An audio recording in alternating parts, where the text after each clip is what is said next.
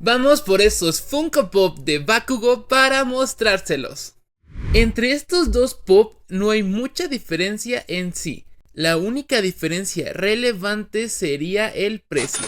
Cualquiera de los dos vale la pena conseguir. Están muy padres, muy cool, pero si quieren conseguir alguno de estos dos, yo les recomendaría que fuera este. Y ya para terminar, vamos a mostrarles el último Bakugo que tengo. Este Bakugo sí es diferente a los otros dos.